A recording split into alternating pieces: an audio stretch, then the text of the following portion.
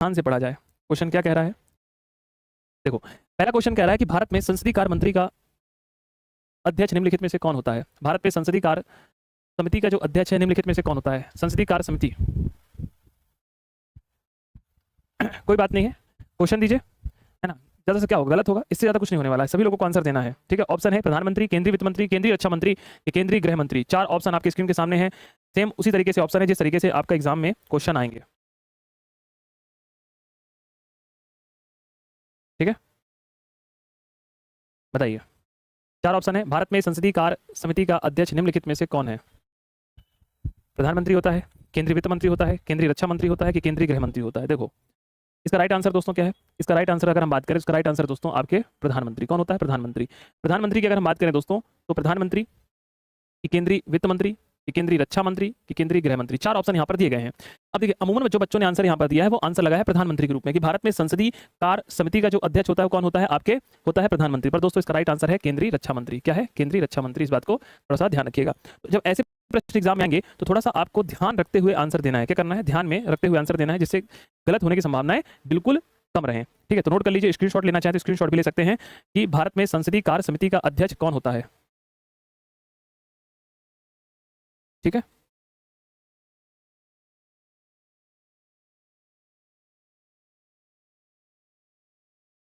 अभी तो प्रारंभ कर रहे हैं दोस्तों, प्रारंभ किया है, ध्यान रखिएगा, ठीक है। अच्छा, एक बात और भी ध्यान रखिएगा, अगर हम बात कर लेते हैं ना लोकसभा संसदीय समिति के बारे में, किसके बारे में? लोकसभा। तो अगर हम बात कर लेते हैं लोकसभा में संसदीय समिति, तो लोकसभा में जो संसदीय समिति होती है, लोकसभा में जो संसदीय समिति होती है, लोकसभा में संसदीय समिति का जो प्रमुख होता है वह होता है लोकसभा अध्यक्ष होता है। कौन होता है? लोकसभा अध्यक्ष होता है। कौन होता है? लोकसभा अध्यक्ष होता है, ठीक है। तो अगर ये प्रश्न पूछ ले कि लोकसभा में कौन होता है, तो ध्यान रखिएगा लोकसभा में संसदीय जो समिति होती है उसका मुखिया कौन होता है? लोकसभा अध्यक्ष होता है। अमूमन जो होता है पीठासीन अधिकारी हम कह सकते हैं। कौन होता है? अमूमन हम इसको कहते हैं पीठासीन अधिकारी, है ना। आप लोगों ने पढ़ रखा होगा कि पीठासीन जो अधिकारी होते हैं, जो भी पीठासीन अधिकारी होते हैं वही अधिकांश समितियों के मुखिया होते हैं। क्या होते हैं? अधिकांश समितियों के मुखिया होते हैं। इस बात को थोड़ा सा जरूर ध्यान रखिएगा। क्या रखिएगा? थोड़ा सा आपको जरूर ध्यान रखना है कि पीठासीन अधिकारी इसके मुखिया होते हैं। क्लियर? तो प्रश्न को ध्यान से पढ़ना था। संसदीय कार्य समिति का अध्यक्ष, ठीक, तो कौन होता है? केंद्रीय आपके रक्षा मंत्री कि केंद्रीय गृह मंत्री कि केंद्रीय वित्त मंत्री, ध्यान रखिएगा। अच्छा, एक बात मैं आप लोगों को थोड़ा सा और बताऊं दोस्तों, थोड़ा सा ध्यान रखिएगा। जैसे कि आप इस समिति के बारे में जानना चाहते हैं, जैसे मैंने यहाँ पे बात की कि संसदीय कार्य समिति का अध्यक्ष निम्नलिखित में से कौन होता है। अमूमन कुछ मामलों में केंद्रीय गृह मंत्री को भी बनाया जाता है, ऐसा नहीं है कि केंद्रीय रक्षा मंत्री होगा। कई मामले में केंद्रीय गृह मंत्री को भी बनाया जाता है। किसको बनाया जाता है? केंद्रीय गृह मंत्री को भी बनाया जाता है। किसको बनाया जाता है? केंद्रीय गृह मंत्री को भी बनाया जाता है। तो अगर मान लीजिए कि सर हमारे पेपर में दोनों ऑप्शन एक साथ आ जाएं, केंद्रीय गृह मंत्री भी आ जाए, केंद्रीय रक्षा मंत्री भी आए, तो फिर हम इन दोनों में से किस आंसर को सबसे सटीक आंसर लगाएंगे? तो फिर आप लगाइएगा दोस्तों डी नंबर। किसको लगाएगा? D number. अगर ऑप्शन में एक साथ दोनों हो, केंद्रीय रक्षा मंत्री भी हो और केंद्रीय गृह मंत्री भी हो, तो हम सबसे पहले किसको लगाएंगे? हम सबसे पहले लगाएंगे डी नंबर। डी नंबर मतलब केंद्रीय गृह मंत्री। ध्यान रखिएगा, किसको लगाएंगे? केंद्रीय गृह मंत्री को लगाएंगे। अच्छा, ठीक है ना। किसको लगाएंगे? केंद्रीय गृह मंत्री को लगाएंगे। किसको लगाएंगे? केंद्रीय गृह मंत्री को लगाएंगे। किसको लगाएंगे? केंद्रीय गृह मंत्री को, ठीक है। दोनों यहाँ पे ऑप्शन एक साथ दिए गए हैं। क्या दिए गए हैं? दोनों ऑप्शन जब एक साथ हो तो हम आंसर किसको लगाएंगे? केंद्रीय गृह मंत्री को आंसर यहाँ पे लगाएंगे, ठीक। समझ में आ गया? अगर ऑप्शन आता है लोकलेखा, क्या आता है? अगर ऑप्शन आता है लोकलेखा, तो लोकलेखा में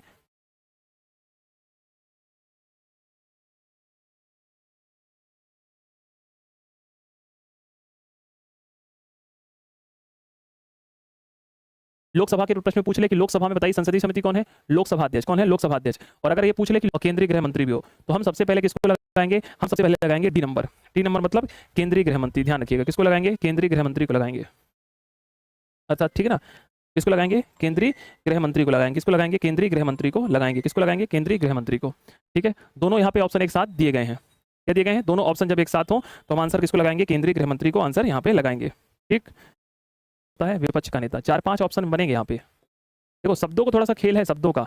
यहाँ पर है लोक लेखा समिति, इसमें कौन होगा? विपक्ष का नेता होगा। जो विपक्ष का नेता होगा वो इसका अध्यक्ष होगा। अगर लोकसभा में संसदीय समिति की बात करूं तो लोकसभा अध्यक्ष होगा, जिसको पीठासीन अधिकारी कहते हैं। अगर संसदीय कार्य समिति की बात करें तो संसदीय कार्य समिति में ऑप्शन में अगर केंद्रीय रक्षा मंत्री और केंद्रीय गृह मंत्री दोनों ऑप्शन दिया गया है तो पहला हम लगाएंगे केंद्रीय गृह मंत्री। अगर ऑप्शन में केंद्रीय गृह मंत्री नहीं है तो केंद्रीय रक्षा मंत्री आंसर लगा देंगे। तो एक क्वेश्चन से मैंने 4 से 5 क्वेश्चन आपको बता दिए हैं। अब बेटा बोर्ड का कलर तो चेंज नहीं होगा, बोर्ड का कलर तो वैसा ही है जैसा है, ठीक है। अगला क्वेश्चन बताइए। देखिए, चुनाव सुधारों के लिए गठित निम्नलिखित में से किस वर्ष दिनेश गोस्वामी समिति का गठन किया गया है? दिनेश गोस्वामी समिति, बताइए। दिनेश गोस्वामी समिति, अच्छा क्वेश्चन है, सिंपल सा क्वेश्चन है।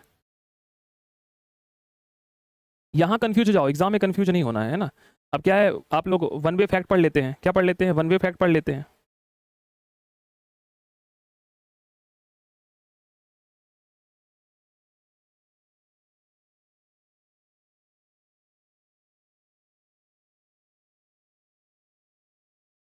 बताइए, आप लोग आंसर दे रहे हैं 2005। थोड़ा सा कोशिश करिए। दिनेश गोस्वामी समिति, दिनेश गोस्वामी समिति,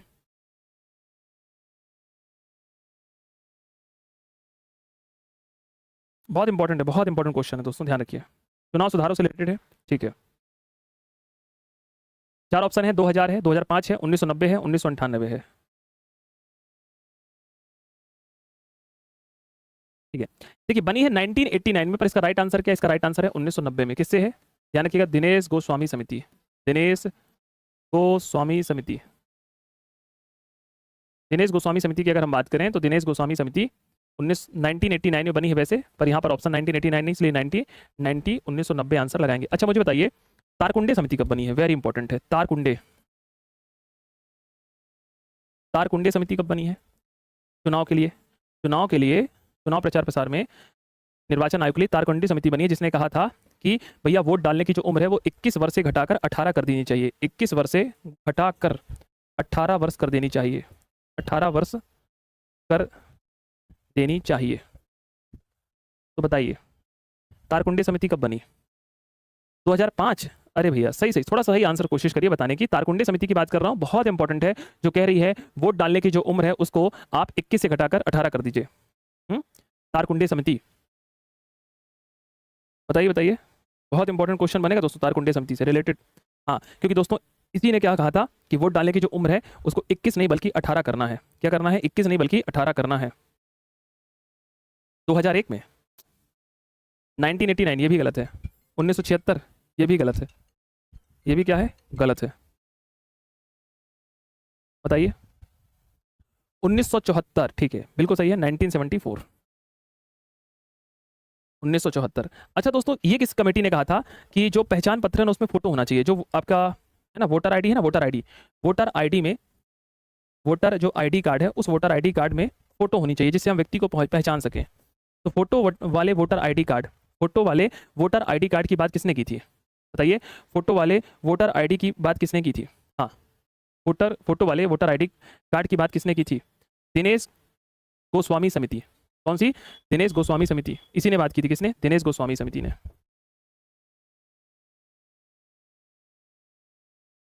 दिनेश गोस्वामी समिति, किसने बात की थी? दिनेश गोस्वामी समिति। इसने कहा था कि भैया जो पहचान पत्र है ना उस पहचान पत्र में कम से कम क्या होना चाहिए? उस पहचान पत्र में कम से कम फोटो होने चाहिए। क्या होने चाहिए? फोटो होने चाहिए, जिसके माध्यम से हम पहचान सकें कि कौन सा वोटर है जो हमारे यहाँ वोट देने आया है। मैं पता ही नहीं है, हमारे भारत में तो दोस्तों इतनी बड़ी संसदीय प्रणाली है ना, इतने बड़े बड़े लोकसभा क्षेत्र है, विधानसभा क्षेत्र है, तो पता ही नहीं चल पाता कि क्या असली मायने में चीजें हैं।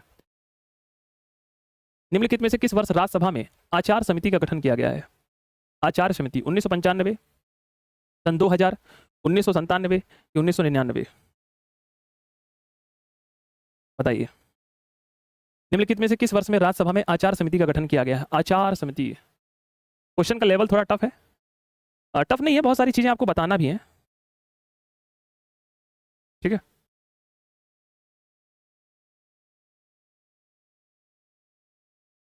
राज्यसभा में आचार समिति, बहुत इंपॉर्टेंट क्वेश्चन है, क्वेश्चन को ध्यान से पढ़िए। 1995 है, 2000 है, 1997, 99, चार ऑप्शन यहाँ पर दिए गए हैं। राज्यसभा में आचार समिति का गठन, चलिए आप लोग आंसर दे रहे हैं सी और डी में बड़ा कंफ्यूजन है, इसका राइट आंसर है दोस्तों 1997। क्या है? राज्यसभा की अगर हम बात कर लेते हैं तो राज्यसभा में आचार समिति का गठन किया गया है। किसका गठन किया गया है? आचार समिति का गठन किया गया है। अच्छा बताइए, राज्यसभा का कार्यकाल कितना होता है? जल्दी बता दीजिए, राज्यसभा का कार्यकाल कितना होता है? राज्यसभा का टेन्योर कितना होता है? कार्यकाल, राज्यसभा का कार्यकाल कितना होता है? राज्यसभा का कार्यकाल कितना होता है? राज्यसभा का कार्यकाल कितना होता है? राज्यसभा का कार्यकाल कितना होता है? राज्यसभा का कार्यकाल कितना होता है? राज्यसभा का जो कार्यकाल होता है 0 वर्ष होता है। कितना? 0। क्या राज्यसभा एक स्थायी सदन है? क्या राज्यसभा एक स्थायी सदन है कि अस्थायी सदन है? बताइए, क्या राज्यसभा एक स्थायी सदन है? तो जी सर, राज्यसभा एक स्थायी सदन है। इसे प्रत्यक्ष सदन कहते हैं, इसे प्रथम सदन भी कहते हैं। क्या कहते हैं? प्रथम सदन भी कहते हैं।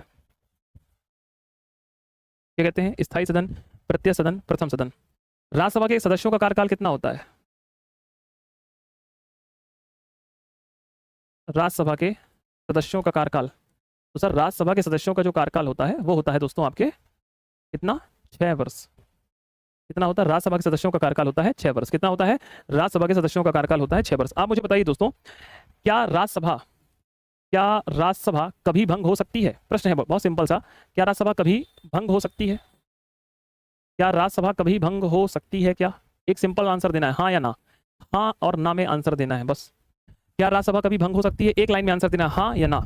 नहीं हो सकती, बिल्कुल अच्छी बात है। तो ये बताइए दोस्तों, राज्यसभा में जो सदस्य आते हैं वो कितने साल के लिए आते हैं? 4 साल, 5 साल, 6 साल? राज्यसभा में सदस्य कितने सालों के लिए चुने जाते हैं? राज्यसभा में कितने सालों के लिए सदस्य चुने जाते हैं? 4 साल, 5 साल, 6 साल?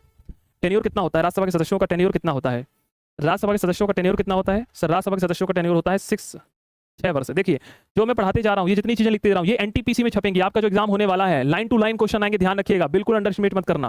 राज्यसभा का कार्यकाल 6 वर्ष होता है। राज्यसभा के सदस्यों का कार्यकाल है ना, राज्यसभा के सदस्यों का कार्यकाल है ना, और राज्यसभा का कार्यकाल शून्य होता है। देखना, राज्यसभा का कार्यकाल शून्य होता है और राज्यसभा के सदस्यों का कार्यकाल 6 वर्ष होता है ना। राज्यसभा में सदस्यों का कार्यकाल 6 वर्ष होता है। दोबारा पूछ लिया मैंने आपसे इसलिए, ठीक है। आप मुझे बताएंगे दोस्तों, लोकसभा का कार्यकाल कितना होता है? लोकसभा का कार्यकाल कितना होता है? लोकसभा का कार्यकाल कितना होता है? बताइए, लोकसभा का कार्यकाल कितना होता है? क्या लोकसभा का भी कुछ कार्यकाल 0, 5, 6, 4, 3, 2 के भांति रहता है? चलिए बताइए कितना होता है लोकसभा? सर लोकसभा का कार्यकाल भी 5 साल होता है। कितना होता है? 5 ईयर होता है। कितना होता है? 5 ईयर होता है ना। चलिए, बहुत बढ़िया, बहुत बढ़िया। आइए ध्यान से क्वेश्चन को पढ़िएगा। निम्नलिखित में से किसने भारतीय संविधान को वकीलों का स्वर कहा और आम नागरिकों के लिए समझना कठिन है? किसने कहा कि जो भारतीय संविधान है वो वकीलों का स्वर्ग है और आम नागरिकों के लिए यह समझना अत्यधिक कठिन है? केसी वेयर ने, ग्रेवल ऑस्टिन ने, आइजर जेनिंग ने, मॉरिस जॉन ने? बहुत इंपॉर्टेंट क्वेश्चन है, बताइए। शानदार है बाबा, कंपटीशन टक्कर का है, टक्कर का है। किसने कहा था कि भारतीय संविधान तो वकीलों का स्वर्ग है? किसका स्वर्ग है? वकीलों का स्वर्ग है। ध्यान से क्वेश्चन को पढ़िए फिर आंसर दीजिए। भारतीय संविधान तो वकीलों का स्वर्ग है। 4 ऑप्शन है, क्या है? 4 ऑप्शन यहां पर दिए गए हैं। ध्यान से क्वेश्चन को पढ़िए, ठीक है। और आप पूरी क्लास आंसर गलत दे रही, पूरी क्लास एक तरफ से आंसर गलत दे रहे हैं। मतलब ऐसा चल रहा है भौकाल कि सर हम तो गलत ही आंसर देंगे, आप सही पूछो या कुछ भी पूछो। है बी आंसर कहीं दे रहे हो भाई? पूरी क्लास एक साथ आंसर दे रही है, Greville Austin, Greville Austin, Greville Austin है। अरे थोड़ा तो क्वेश्चन को पढ़ लो कि किसने भारतीय संविधान को वकीलों का स्वर कहा है। वकीलों का स्वर कहने वाले कौन है? आइजर जेनिंग साहब हैं। जेनिंग साहब ने कहा है कि भारतीय संविधान तो वकीलों का स्वर्ग है। किसका है? वकीलों का स्वर्ग है। भारतीय संविधान तो वकीलों का स्वर्ग है। क्यों? क्योंकि संविधान की भाषा क्लिष्ट है। क्यों? क्योंकि संविधान की भाषा कठिन है, उसको आम आदमी नहीं समझ पाएगा है? आम आदमी उसे नहीं समझ पाएगा। अधिकांश लोग की अगर हम बात करें तो अधिकांश लोग जो हैं उन लोगों ने संविधान को इतना कठिन बना दिया है, क्योंकि अधिकांश लोग वकील थे, वकील होने के कारण संविधान को इतना कठिन बन गया है कि आम भाषा उसे नहीं समझ पाते। ठीक है, तो पूरी क्लास एक तरफा आंसर दे रही, B B B B B. ठीक, तो ध्यान रखिए इसका राइट आंसर क्या है? इसका राइट आंसर है सी नंबर। किसने कहा था भारतीय संविधान भारतीयों की इच्छा के अनुसार होना चाहिए? भारतीय संविधान भारतीयों की इच्छा के अनुसार होना चाहिए। किसने कहा था भारतीय संविधान भारतीयों की इच्छा के अनुसार होना चाहिए? इच्छा के अनुसार होना चाहिए। किसने कहा था भारतीय संविधान भारतीयों की इच्छा के अनुसार होना चाहिए? बताओ, किसने कहा था? महात्मा गांधी ने। किसने कहा था? महात्मा गांधी ने।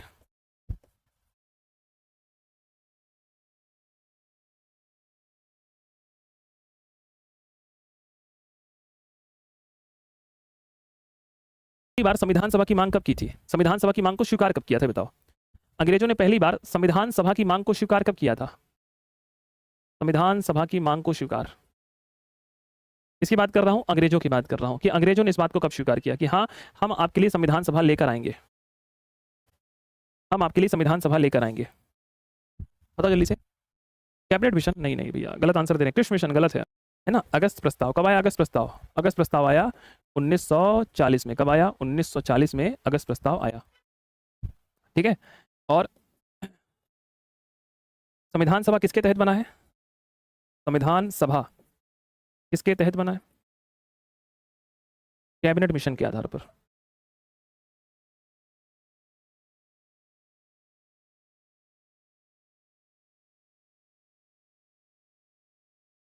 कैबिनेट मिशन के आधार पर, है ना। कैबिनेट मिशन 1942, नहीं नहीं, कैबिनेट मिशन 1946। कैबिनेट मिशन 1946 है। कब है? कैबिनेट मिशन 1946 है। कैबिनेट मिशन क्या है? कैबिनेट मिशन 1946 है बाबा, ऐसे आंसर मत दीजिए गलत।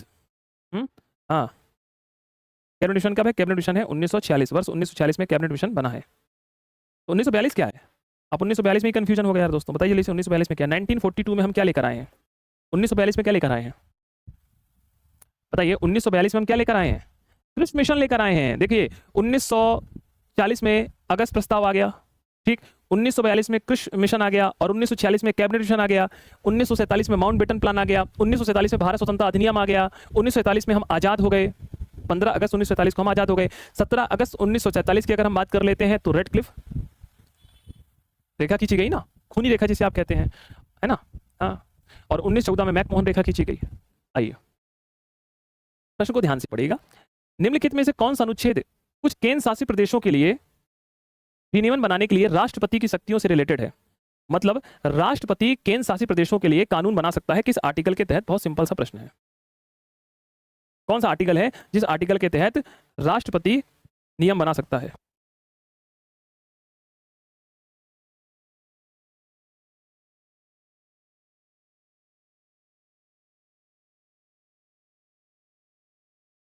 बताइए, निम्नलिखित में से कौन सा अनुच्छेद कुछ केंद्र शासित प्रदेशों के लिए विनियमन बनाने के लिए राष्ट्रपति की शक्तियों से संबंधित है?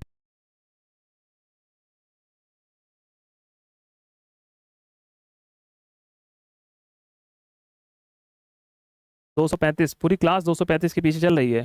प्रश्न है कि निम्नलिखित में से कुछ केंद्र शासित प्रदेशों के लिए विनियमन बनाने हेतु राष्ट्रपति की जो,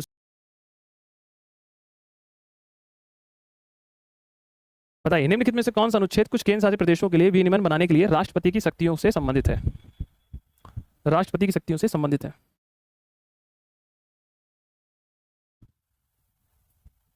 आप लोग आंसर दे रहे हैं 235, ठीक है। और थोड़ा सा सोच लीजिए।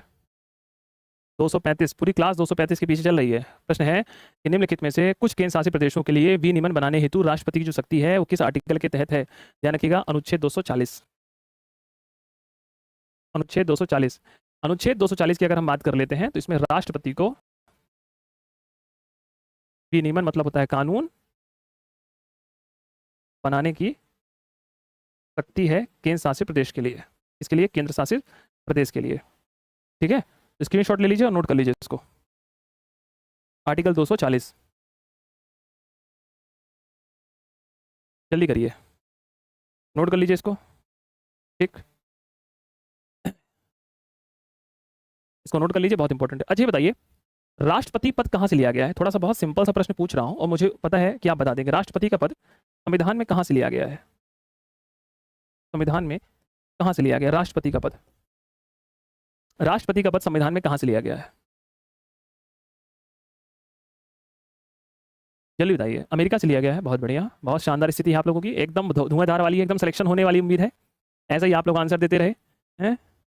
क्या बात है, बहुत ही शानदार, अद्भुत, बहुत ही बढ़िया, है ना। अमेरिका वाले हैं ना, लिख ले। ब्रिटेन से हैं। कहाँ से हैं? ब्रिटेन से हैं। और अगर उपराष्ट्रपति पूछ ले, उपराष्ट्रपति कहाँ से लिया गया है? उपराष्ट्रपति का पद कहाँ से लिया गया है? इसको आंसर दीजिए ना, ये है अमेरिका।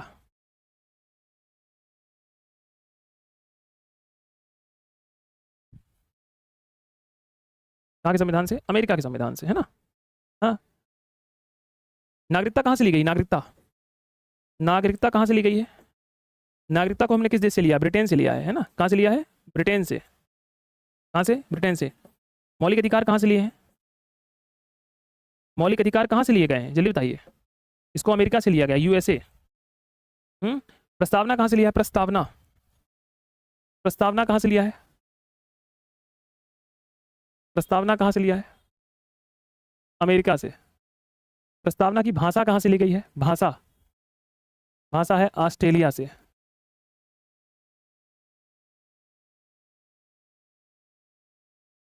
कहाँ से? ऑस्ट्रेलिया से। प्रस्तावना अमेरिका से, भाषा ऑस्ट्रेलिया से, है ना। डीपीएसपी कहाँ से लिए गए? राज्य के नीति निर्देशक तत्व, राज्य के नीति निर्देशक तत्व, तत्व कहाँ से लिए गए हैं? राज्य के नीति निर्देशक तत्व कहाँ से लिए गए हैं? राज्य के नीति निर्देशक तत्व कहाँ से लिए गए हैं? बहुत बढ़िया, बहुत बढ़िया, आयरलैंड के संविधान से। और मूल कर्तव्य कहाँ से लिए गए हैं? मूल कर्तव्य, मूल कर्तव्य कहाँ से लिए गए हैं? मूल कर्तव्य कहाँ से लिए गए हैं? मूल कर्तव्य, मूल कर्तव्य किस देश के संविधान से लिए गए हैं? जल्दी बताइए। मूल कर्तव्य दोस्तों हमने किस देश के संविधान से लिया है? मूल कर्तव्य किस देश के संविधान से लिए हैं?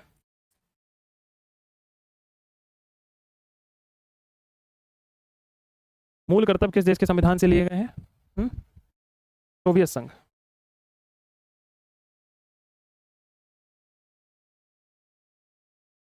सोवियत संघ के संविधान से।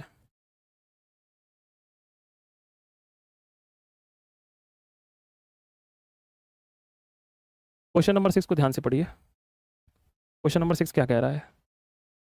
क्वेश्चन नंबर 6 कह रहा है कि भारतीय संविधान के किस अनुच्छेद में यह प्रावधान किया गया है कि संघ और राज्य लोक सेवा आयोगों का यह कर्तव्य होगा कि वे क्रमशः संघ की सेवाओं और राज्य की सेवाओं के लिए नियुक्ति के लिए परीक्षा आयोजित कराएं। 322, 320, 319 कि 318?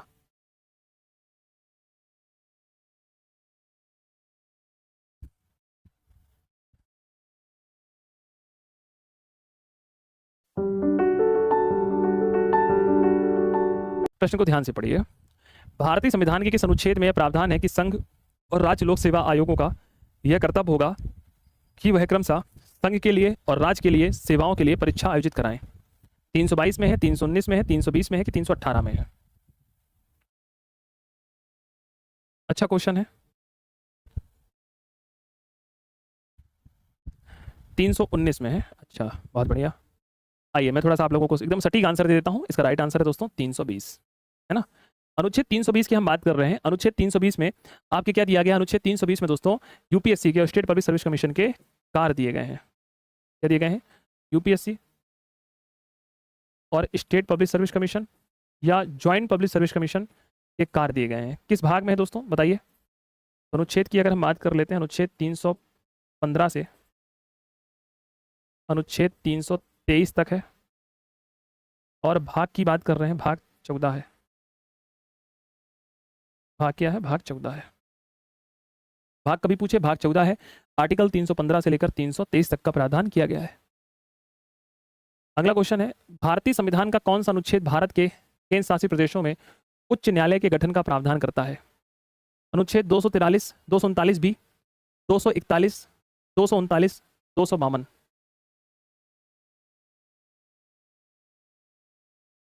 हाँ तो 315 से 323 ही तो लिखा है यहाँ पर, देखो।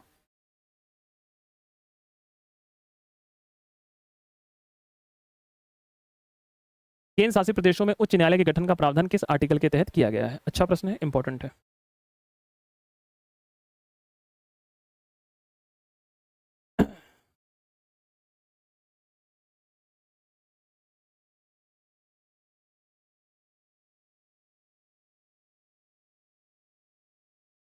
अनुच्छेद 239 बी, 241, 239 की 252?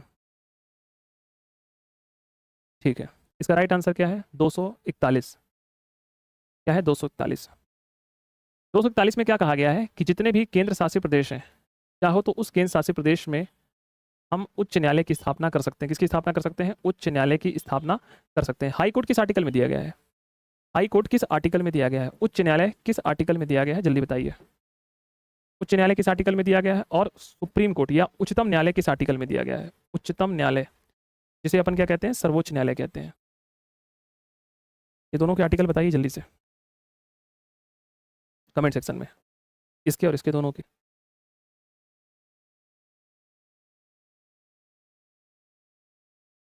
चलिए, तो पहले वाले का आंसर है अनुच्छेद 214। अनुच्छेद 214। और इसका है अनुच्छेद 123, 24, 124। तो एक बच्चा 123 क्यों कह रहा है? 123 में बेटा सुनो, 123 में क्या लिखा है जान लो। अनुच्छेद 123 में लिखा है राष्ट्रपति का अध्यादेश। क्या लिखा हुआ है? राष्ट्रपति का अध्यादेश। ठीक है, अध्यादेश की सीमा कितनी होती है? अध्यादेश की सीमा होती है 6 माह। कितनी होती है? 6 माह। और अधिकतम सीमा कितनी होती है? अधिकतम सीमा होती है 6 माह 6 सप्ताह। कितनी? 6 माह 6 सप्ताह। ठीक।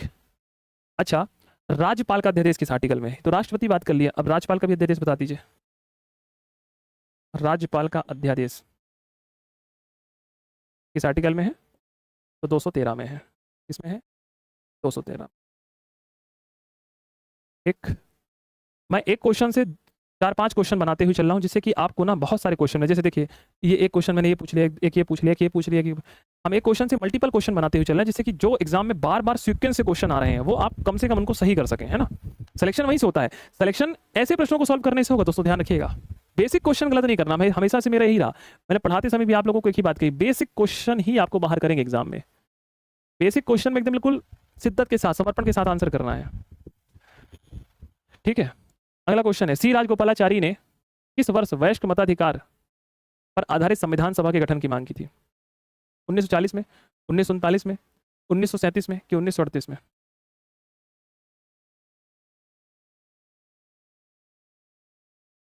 बताइए। यहाँ पे सी राजगोपालाचारी की बात हो रही बेटा, सी राजगोपालाचारी। ध्यान से क्वेश्चन को पढ़िए। वयस्क मताधिकार पर संविधान की बात इन्होंने की थी।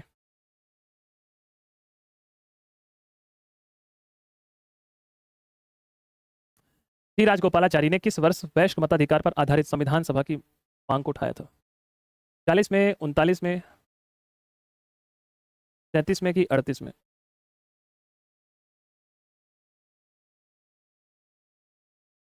सी राजगोपालाचारी ने किस वर्ष वयस्क मताधिकार पर आधारित संविधान सभा की मांग को उठाया था? चलिए, इसका राइट आंसर है 1939।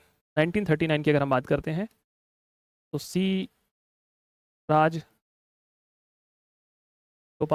ने संविधान सभा की मांग को रखा।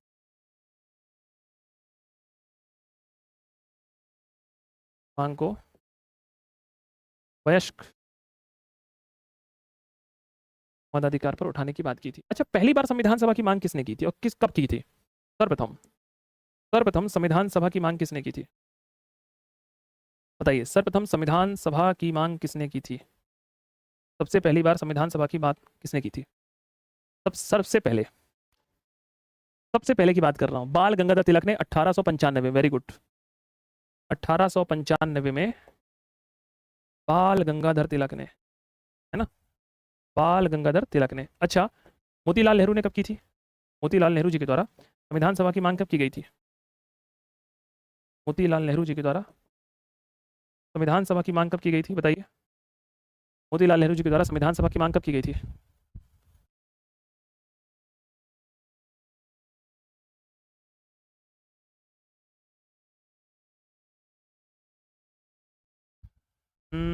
सही आंसर दो। सही आंसर दी एकदम बिल्कुल है। ये प्रश्न गलत मत करिए, है ना। 1928 में, ना 1928 में। एम एन राय ने कब मांग की थी? एम एन राय, एम एन राय, एम एन राय ने कब मांग उठाई है? एम एन राय ने मांग कब उठाई, जल्दी बताइए। एम एन राय की जी के द्वारा संविधान सभा की मांग कब उठाई गई है? 1934 में, बिल्कुल सही आंसर है। उठाई गई है 1934 में, है ना। और संविधान सभा बना किसके आधार पर है? अब ये प्रश्न आ गया, संविधान सभा बना किसके आधार पर है?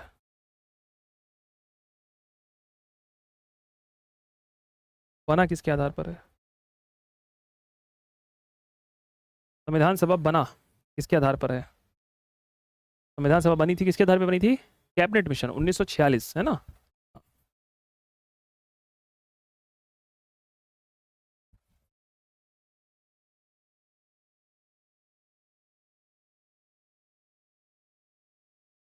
Cabinet mission 1946।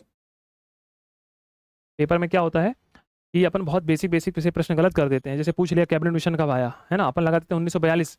1942 में कृषि मिशन आया है, 1940 लगा दिया, अगस्त प्रस्ताव आया है। तो हमें थोड़ा सा ध्यान रखना है कि हमारे एग्जाम के लिए क्या नीड इंपॉर्टेंट है।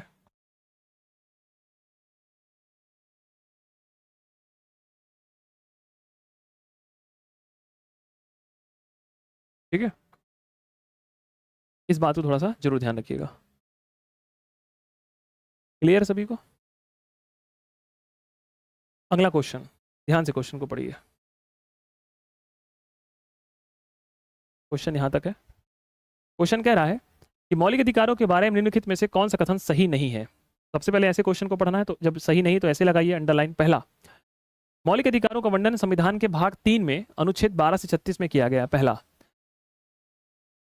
इस भाग को भारत का मैग्ना कार्टा कहते हैं। इसका उद्देश्य देश में विधि की सरकार बनाना है, ना कि व्यक्तियों की। ये परम नहीं है कि राज्य इन पर उचित प्रतिबंध लगा सकता है। सही नहीं है। तो सही क्या है पहले ये बताइए, फिर उसके बाद हम पता करेंगे सही नहीं है। इंपॉर्टेंट क्वेश्चन है, अच्छा क्वेश्चन है।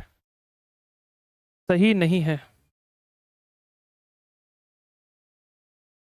सही नहीं है।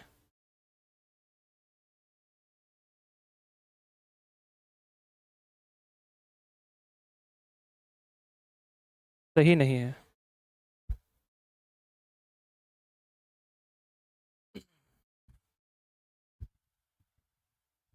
देखो, पहले हम बात कर लेते हैं सही नहीं है, तो उसका थोड़ा सा निकाल लेते हैं सोल्यूशन क्या है। देखो, पहला पॉइंट हम पढ़ते हैं, पहले पॉइंट से क्लियर हो जाएगा। देखो, मौलिक अधिकारों का वर्णन भारतीय संविधान के भाग 3 में अनुच्छेद 12 से 36 में किया गया। बिल्कुल गलत बात है, 12 से 35 में किया गया है।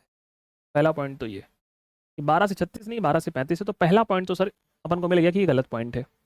दूसरा, इस भाग को भारत का मैग्ना कार्टा कहते हैं, भारतीय संविधान का मैग्ना कार्टा कहते हैं। ये लाइन बिल्कुल सही है। तो गलत पूछा है तो ये तो सही हो गई ना। इसका उद्देश्य देश में विधि की सरकार बनाना है, ना कि व्यक्तियों की। क्या कह रहा है? इसे देश में विधि की सरकार बनाना है, ना कि व्यक्तियों की। ये भाई लाइन गलत है। ये लाइन क्या है? गलत है। तीसरा पॉइंट यहाँ पे गलत है, तो गलत अपन को बताना है। ये परम नहीं है कि राज्य इन पर उचित प्रतिबंध लगा सकता है ना। क्या कह रहा है? ये एब्सोल्यूट नहीं, इंग्लिश में पढ़िए, this are not absolute, the state can the impose, है ना, रेस्ट्रिक्शन ऑफ दिस, मतलब इस पर उचित प्रतिबंध नहीं लगा सकता। तो ये लाइन भी बिल्कुल सही है। तो इसे बताना कौन सा गलत है, सही नहीं है। सही नहीं है तो 1 और 3 यहाँ पर सही नहीं है, तो 1 और 3 इसका राइट आंसर हो गया। 1 और 3। तो कितने विद्यार्थी जिन्होंने इसका आंसर ए लगाया है? ऐसे कितने विद्यार्थी हैं जिन्होंने इसका आंसर ए नंबर लगाया है? गुड मॉर्निंग भाई, गुड मॉर्निंग सभी को। ठीक है, इसका उद्देश्य देश में विधि की सरकार बनाना है, ना कि व्यक्तियों की। विधि की सरकार बनाना नहीं है, विधि को लागू करना है। यहाँ पे जो सरकार शब्द है ना, यही तो गलत लिखा। कहाँ लिखा है विधि की सरकार? भाई कहता है विधि की समक्ष समता व विधि के समान संरक्षण। क्या कहता है? विधि के समक्ष समता व विधि के समान संरक्षण। क्या? संरक्षण। सरकार नहीं बनाना है, बल्कि विधि को लागू करना है ना। यहाँ पे सरकार शब्द डाल करके ये पॉइंट अपने आप में गलत हो गया है ना। क्या हो गया है? ये पॉइंट अपने आप में गलत हो गया है। तो थोड़ा सा आपको ये समझना है। तो इसका राइट आंसर है 1 और 3। सरकार शब्द यहाँ पे डाल दिया गया, जो कि पूरी तरह से गलत है। आइए, लोक अदालतों के संदर्भ में निम्नलिखित में से कौन सा कथन सही नहीं है? सही कथन का चयन करना है, तो सही बताना है। लो भाई, सर्च करिए क्वेश्चन को। यह प्राचीन काल से प्रचलित न्याय व्यवस्था का एक प्रतीक है। यह व्यवस्था गांधीवादी सिद्धांतों पर आधारित है। स्वतंत्रता के बाद भारत में प्रथम लोक अदालत की शुरुआत 1982 मध्य प्रदेश में स्थापित की गई है। लोक अदालत के द्वारा दिया गया निर्णय दोनों पक्षों पर बाध्यकारी नहीं होता। इसमें कहना है सही बताना है। सही क्या है? बहुत बढ़िया बढ़िया क्वेश्चन है बेटा, बहुत है बढ़िया बढ़िया है। मतलब आपको पढ़कर लगाकर चीजें मजा आ जाएगा। सही बताना है। सही क्या सही है?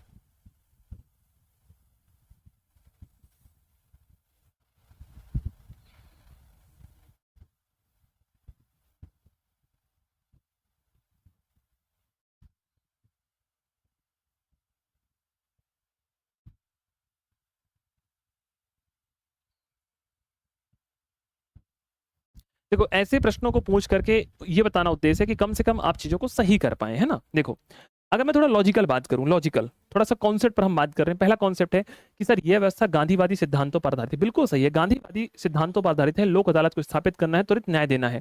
तो जहां जहां 2 नंबर है वो हमारा आंसर सही हो जाएगा। यहाँ पे 2 नहीं है तो ये गलत, यहाँ पर 2 नहीं है ये भी गलत। अब यहाँ पर दिक्कत है, यह प्राचीन काल से प्रचलित न्याय व्यवस्था का आधार है, प्राचीन समय से चली आ रही है लोक अदालत। लोक अदालत प्राचीन समय से, राजा महाराजा के टाइम पीरियड से क्लियर है।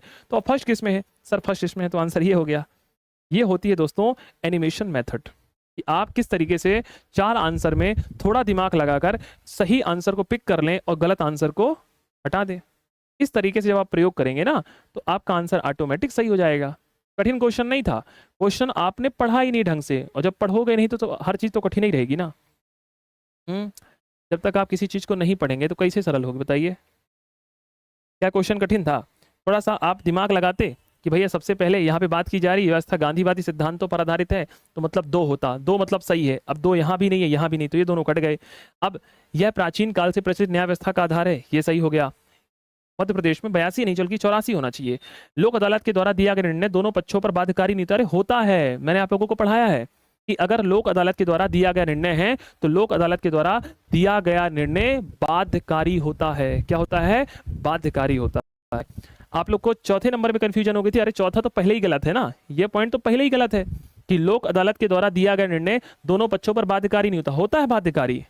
इसके लिए आप कहीं नहीं जा सकते, किसी भी अपीली न्यायालय में नहीं जा सकते हैं, ना हाई कोर्ट जा सकते हैं, ना सुप्रीम कोर्ट जा सकते हैं, ना सेशन कोर्ट जा सकते हैं, क्योंकि सेशन कोर्ट के अधिकार तो इनको ऑलरेडी मिल रखे हैं। क्लियर ना? तो चौथा भी अगर आप ले कह रहे हो कि चौथा में कंफ्यूजन हो गया, तो चौथा तो ऑलरेडी गलत है, तो यहां से ये गलत हो जाएगा, यहां से ये गलत हो जाएगा। थोड़ा लॉजिक भी लगाना है आप लोगों को, इसलिए क्वेश्चन देता हूं पढ़ने के लिए। लगाओ इसमें क्वेश्चन लॉजिक।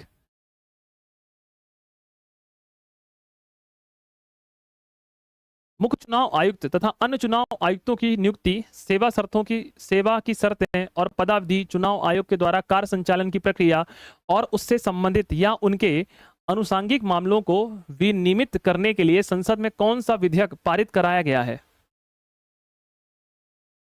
हाल ही में ये दोस्तों ये काफी चर्चा है, करंट का मुद्दा, इसलिए हमने आपसे पूछ लिया है। मुख्य चुनाव आयुक्त तथा अन्य चुनाव आयुक्तों की नियुक्ति को लेकर, उनकी सेवा शर्तों को लेकर के, पदावधि को लेकर के, चुनाव आयोग के द्वारा कार्य संचालन की प्रक्रिया को लेकर, उनसे संबंधित या उनके अनुसांगिक मामलों को विनियमित करने के लिए, रेगुलेट करने के लिए कौन सा एक्ट हमारी पार्लियामेंट लेकर आई है? ये रीसेंट क्वेश्चन है, करंट का क्वेश्चन है, इसलिए आपसे पूछा गया है।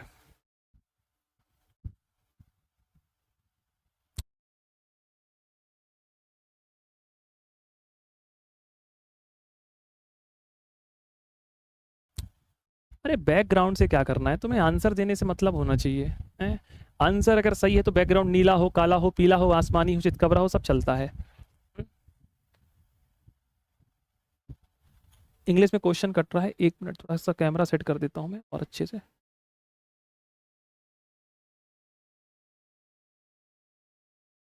ठीक है ना?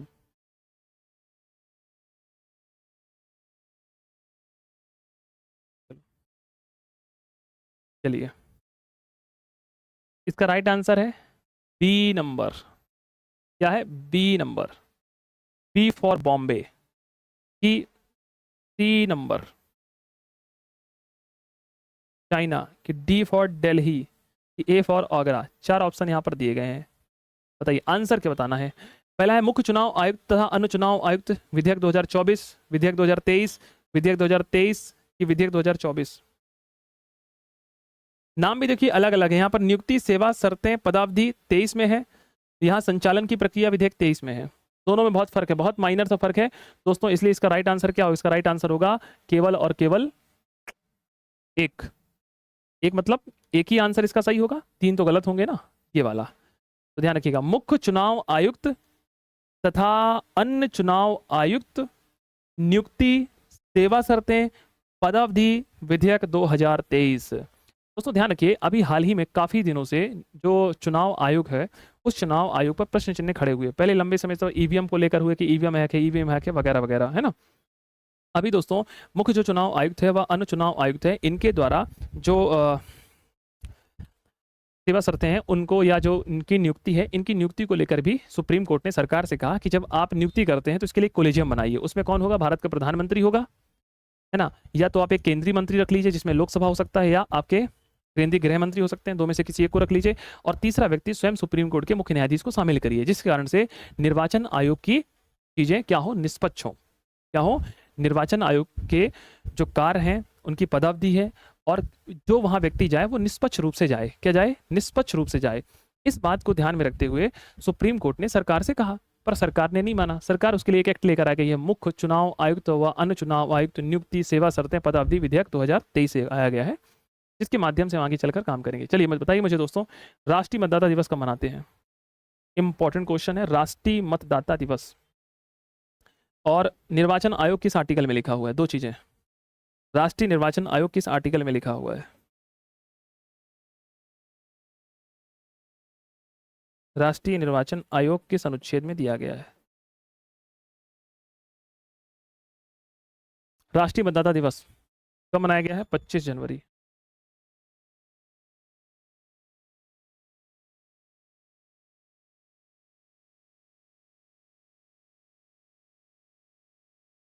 राष्ट्रीय निर्वाचन आयोग, ये 324 में है राष्ट्रीय निर्वाचन आयोग। राष्ट्रीय मतदाता दिवस 25 जनवरी कब से मना रहे हैं? 2011 से। निर्वाचन आयोग कब बना है? निर्वाचन आयोग बना है 25 जनवरी 1950 को। प्रश्न को ध्यान से पढ़िए। संसद के द्वारा प्रयोग की जाने वाली जो भाषा है वो किस में लिखी है? 121 में, 120 में, 119 में, 118 में? ये क्या है? आर्टिकल है सर, चारों आर्टिकल है भैया।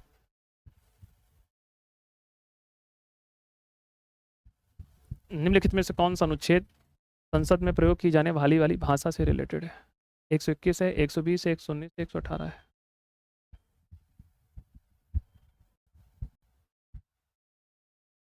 निम्नलिखित में से कौन सा अनुच्छेद संसद में प्रयोग की जाने वाली भाषा से रिलेटेड है? 121 है, 120 है, 118 है कि 119 है?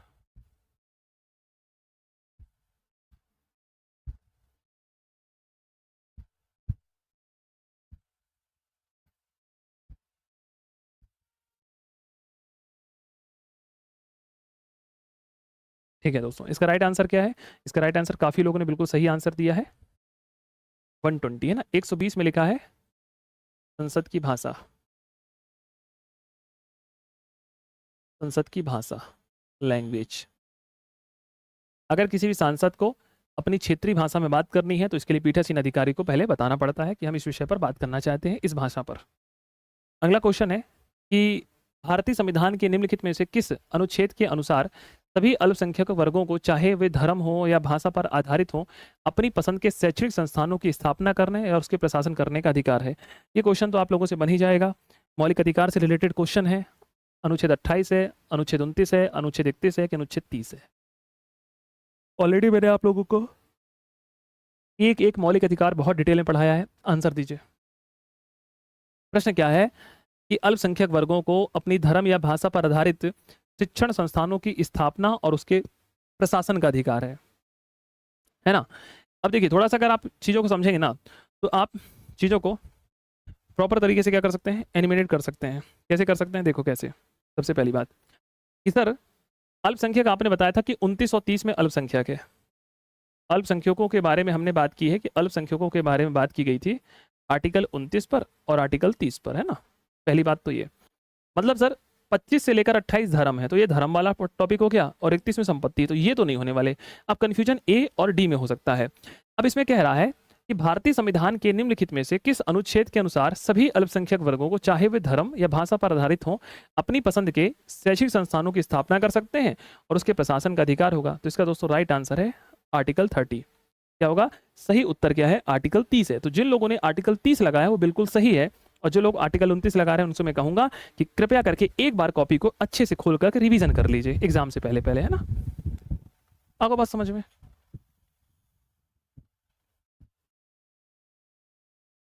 अगला क्वेश्चन ध्यान से पढ़िए, बताइए राष्ट्रीय अनुसूचित जनजाति आयोग के अध्यक्ष और सदस्यों का कार्यकाल कितनी अवधि का होता है? 5.5 वर्ष का, 3 ईयर का, 6 ईयर का कि 4 ईयर का?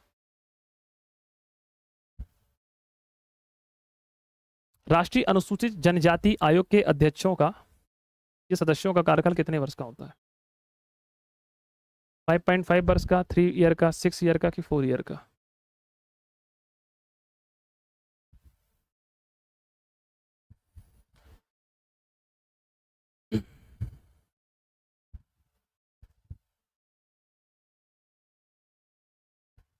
ठीक है, बिल्कुल राइट आंसर है, बहुत सही आंसर दे रहे हैं आप लोग।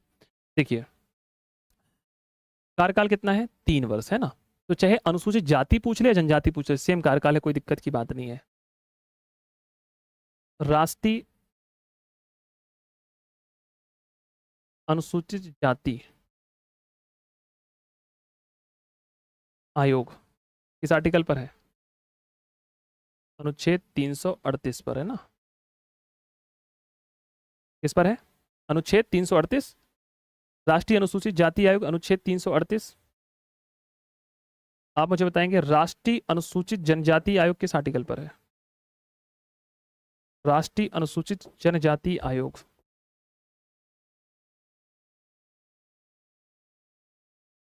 किस आर्टिकल पर है? राष्ट्रीय अनुसूचित जनजाति आयोग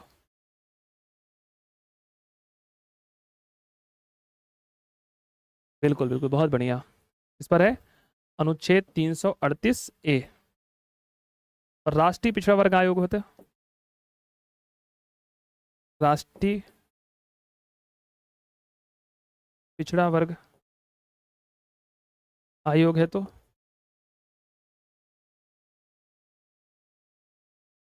अनुच्छेद 338 बी। तीनों आर्टिकल अलग अलग हैं, इस बात को थोड़ा सा ध्यान रखिएगा, ठीक है ना, गलत नहीं करिएगा। स्क्रीनशॉट लेना चाहे तो ले लें। दोस्तों, किसी भी जाति को SC ST OBC में डालने का अधिकार किसको है? किसी भी जाति को पिछड़ा वर्ग घोषित करने का अधिकार किसके पास है? पिछड़ा वर्ग घोषित करने का अधिकार किसके पास है? ये मैंने कई दफ़ा आप लोगों से पूछा भी है क्लास में, किसके पास है? कौन पिछड़ा वर्ग घोषित कर सकता है किसी भी जाति को? राष्ट्रपति, राज्यपाल, मुख्यमंत्री, प्रधानमंत्री। 4 ऑप्शन है आपके पास, राष्ट्रपति, उपराष्ट्रपति, प्रधानमंत्री, मुख्यमंत्री, राज्यपाल, कौन सा? कौन है? राष्ट्रपति अर्थात प्रेसिडेंट।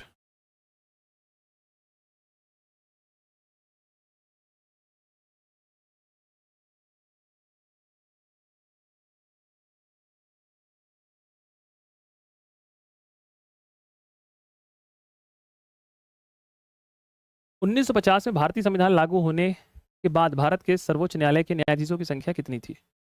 ये तो फालतू का क्वेश्चन है, ये क्वेश्चन कभी नहीं आएगा। मैं आपसे पूछ तभी आ गया है तो बता ही दीजिए कि जब 1950 में संविधान लागू होने के बाद भारत में सर्वोच्च न्यायालय के न्यायाधीशों की संख्या कितनी थी? ऐसा क्वेश्चन कभी आएगा नहीं, इस बात को ध्यान रखिए। 6 थी, 12 थी, 8 थी, 10 थी। टोटल पूछ रहा है भाई, टोटल टोटल आंसर देना है। और कमेंट सेक्शन में वर्तमान बता देना कि वर्तमान में कुल कितने थे। 6, 12, 10, 8।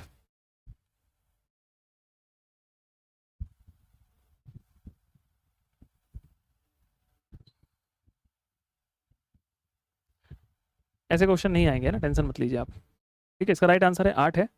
एक मुख्य न्यायाधीश है, 7 अन्य न्यायाधीश है। ठीक है, एक मुख्य न्यायाधीश होता है और 7 अन्य न्यायाधीश होते हैं। वर्तमान होता है, वर्तमान कितने हैं?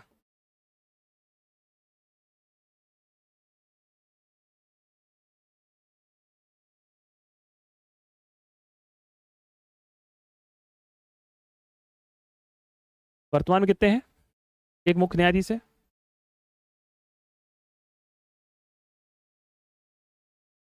और 33 अन्य न्यायाधीश है।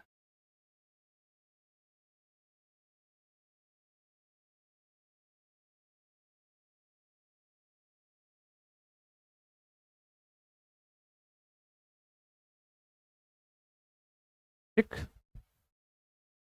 चलो अगला क्वेश्चन। भारतीय संविधान के अनुसार भारतीय मूल के किसी भी व्यक्ति को भारतीय नागरिक के रूप में पंजीकरण कराने के लिए पात्र होने के लिए न्यूनतम आवास अवधि कितनी होनी चाहिए? 5 साल, 10 साल, 2 साल, 7 साल। अगर पंजीकरण कराना है तो पंजीकरण के माध्यम से नागरिकता प्राप्त करने के लिए आपको कितना टेन्योर रहना पड़ेगा भारत में? 5 साल है, 10 साल है, 2 साल है, 7 साल है।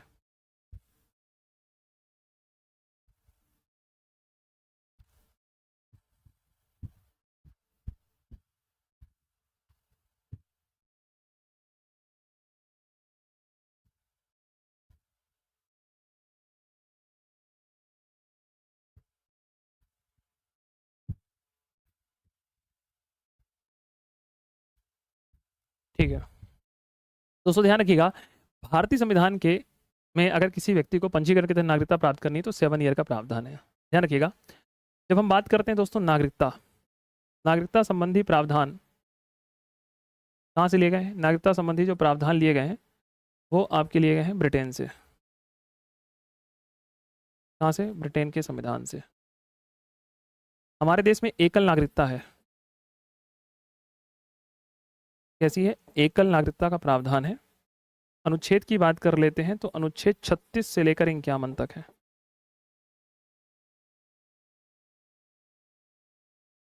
ठीक है, चलो, भारतीय संविधान की प्रस्तावना में जो न्याय लिए गए हैं, सामाजिक, आर्थिक, राजनीतिक न्याय, ये कहाँ से लिए गए? किस देश के संविधान से?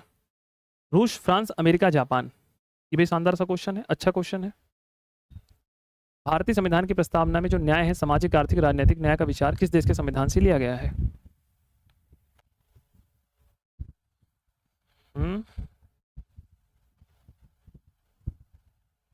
जो न्याय है, सामाजिक है, आर्थिक है, राजनीतिक न्याय का जो विचार है वो संविधान में कहाँ से लिया गया है? रूस है, फ्रांस है, अमेरिका है, जापान है।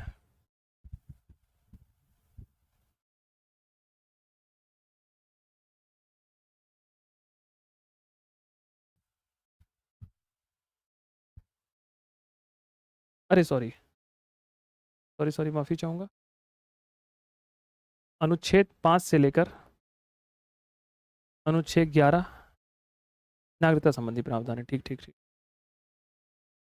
और जो 36 से 51 है वो डीपीएसपी है ना। एक बच्चा पूछा था सब डीपीएसपी 36 से 51, 36 से 51 डीपीएसपी। और मौलिक अधिकार 12 से 36, 12 से 35, और ये 12 से 35 है। कौन है? FR, fundamental right. चलो, इसको इतनी बार क्लास में आप लोगों को मैंने पढ़ाया है कि आपको गलत नहीं देना चाहिए, पर कुछ लोग फ्रांस आंसर दे रहे हैं। इसका राइट आंसर है रशिया, रूस से लिया गया है। रूस से क्या लिया हमने? मूल कर्तव्य भी तो लिया है, मूल कर्तव्य लिया है। हम सामाजिक न्याय की बात करते हैं, हम आर्थिक न्याय की बात करते हैं, हम राजनीतिक न्याय की बात करते हैं। किसकी बात करते हैं? राजनीतिक न्याय। ये तीनों न्याय कहाँ से लिया गया है? ये तीनों न्याय हमने रूस के संविधान से लिया है। अच्छा दोस्तों, ये जो वर्ड है यहाँ पे लिखा हुआ है कि फ्रांस, फ्रांस से क्या लिया है? फ्रांस से लिया है समानता, स्वतंत्रता, बंधुत्व, तदर्थ न्यायाधीश, एडहॉक न्यायाधीश। याद है सुप्रीम कोर्ट में एडहॉक न्यायाधीश आप लोगों को पढ़ाया था? तो एडहॉक न्यायाधीश का प्रावधान भी हमने फ्रांस रेवोल्यूशन से लिया है। अमेरिका से क्या लिया है? अमेरिका से बहुत सारी चीज़ें लेके बैठे हैं। अमेरिका से बहुत सारी चीज़ें हैं अपने पास। कौन कौन सी चीज़ें हैं? देखो, अमेरिका की जब हम बात करते हैं तो अमेरिका से अपन ने लिया है सबसे पहले तो उप राष्ट्रपति, ठीक, इसके साथ साथ मूल अधिकार, फिर राष्ट्रपति पर महाभियोग, उपराष्ट्रपति, राष्ट्रपति का महाभियोग, महाभियोग की प्रक्रिया, फिर सर्वोच्च न्यायालय, सुप्रीम कोर्ट, सर्वोच्च न्यायालय, फिर आपकी न्यायिक सक्रियता, जुडिशियल रिव्यू, न्यायिक सक्रियता, उपराष्ट्रपति हो गया, मूल अधिकार हो गया, राष्ट्रपति का महाभियोग हो गया, सुप्रीम कोर्ट हो गया, न्यायिक सक्रियता हो गया, जुडिशियल रिव्यू, प्रस्तावना, प्रस्तावना, ठीक है। सुप्रीम कोर्ट एक अभिलेखी न्यायालय है, ये भी लिया गया है, अभिलेखी न्यायालय, ठीक। और यहाँ पर एक लाइन और लिख लो, जब ऐसे मैंने बोला ना राष्ट्रपति, तो राष्ट्रपति जब आया तो राष्ट्रपति हमने लिया ब्रिटेन से। कहाँ से? ब्रिटेन से। ये जापान लिखा हुआ है, जापान, जापान का प्राचीन नाम है निप्पन। जापान से क्या लिया गया है? जापान से लिया गया है विधि के द्वारा सम्यक प्रक्रिया, विधि के द्वारा सम्यक प्रक्रिया, ठीक है, विधि के द्वारा सम्यक प्रक्रिया, नोट कर लीजिए। अमेरिका से हमने एक आध दो चीज़ें और भी ले ली है, जैसे कि सर्वोच्च न्यायालय व उच्च न्यायालय के न्यायाधीश को कैसे हटाते हैं, वो प्रक्रिया, सर्वोच्च न्यायालय एवं उच्च न्यायालय के जो न्यायाधीश है ना, उनको हटाने की प्रक्रिया भी हमने यहाँ से ले रखी है। अगला क्वेश्चन है, ध्यान से क्वेश्चन को पढ़िए। भारतीय संविधान के निम्नलिखित में से किस अनुच्छेद में वर्णन है कि सार्वजनिक संपत्ति को सुरक्षित रखना और हिंसा से दूर रखना भारत के प्रत्येक नागरिक का कर्तव्य है? ये मूल कर्तव्य पहली बात तो, और मूल कर्तव्य कहाँ पर है? 51A1, 51AF, 51A के, 51A के D। थोड़ा सा डिटेलिंग पूछ लिया है इसमें, थोड़ा सा क्वेश्चन को ध्यान से पढ़ेगा। अभी जस्ट बिहार एसएससी वाली क्लास में पढ़ाई किया रहा हूँ ये टॉपिक। बताइए कहाँ पर लिखा हुआ है?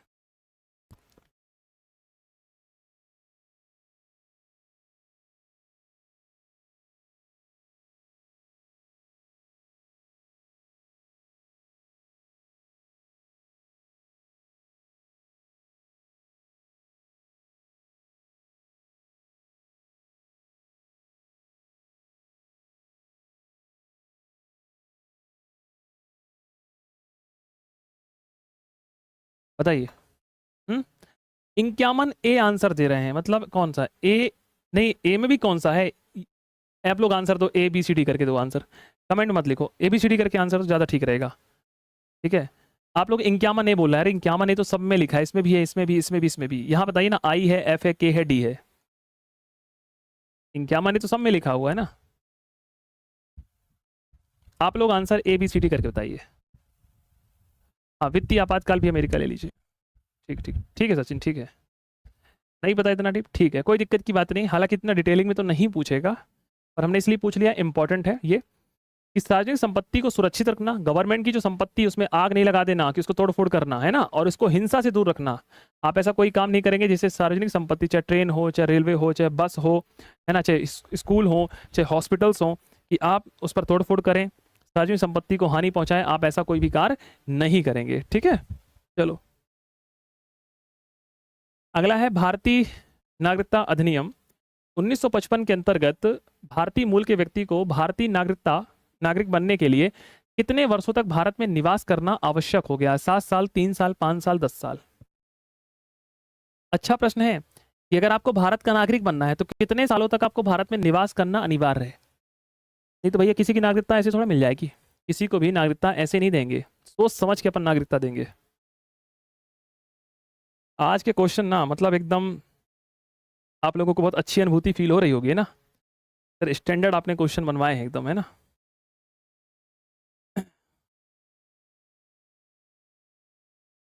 स्टैंडर्ड क्वेश्चन है, और अगर ये क्वेश्चन आ गए तो केवल इन क्वेश्चनों को केवल और केवल आप ही कर सकते हैं, और कोई नहीं कर सकता। ये भी इंपॉर्टेंट बात है, इन क्वेश्चनों को केवल और केवल आप ही कर सकते हैं। ठीक है, चलिए इसका राइट आंसर क्या है? भारत का नागरिक बनने के लिए कितने वर्ष आवश्यकता है? नागरिकता 7 साल, है ना। कितना? 7 वर्ष। अच्छा दोस्तों, जो हमने CA लेकर आए हैं, CAA, citizenship amendment act, citizenship amendment जो एक्ट है, दोस्तों मैं आपसे पूछना चाहता हूं कि ये जो एक्ट है, इसके तहत हम कितने देशों को इसमें शामिल करने की बात कर रहे हैं? कितने देशों को शामिल करने की इसमें बात की? CA के तहत कितने देशों की हम नागरिकता, लोगों को नागरिकता प्रदान करेंगे? कितने देशों के लोगों की नागरिकता प्रदान करेंगे? 3, 4, 5?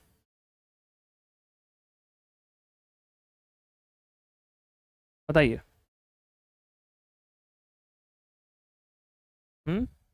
3 है ना। कौन कौन से हैं? भारत है, भारत जो किसके लेगा? भारत जो लेगा नागरिकता, जो लोग यहाँ से बांग्लादेश से आए हैं, अगर भारत में बने तो भारत में नागरिकता मिल जाएगी। पाकिस्तान से आए हो तो नागरिकता मिल जाएगी, और अफगानिस्तान से आ रहे हो तो भी आपको नागरिकता मिल जाएगी। तो बांग्लादेश, पाकिस्तान, अफगानिस्तान, 3 है, ध्यान रखिएगा।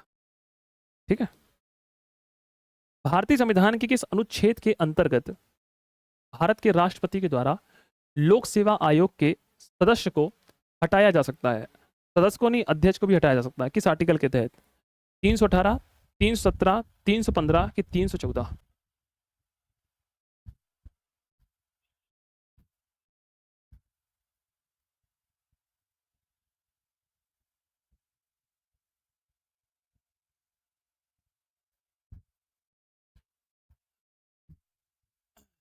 बताइए, भारतीय संविधान के किस अनुच्छेद के अंतर्गत भारत के राष्ट्रपति के द्वारा लोक सेवा आयोग के सदस्य को हटाया जा सकता है?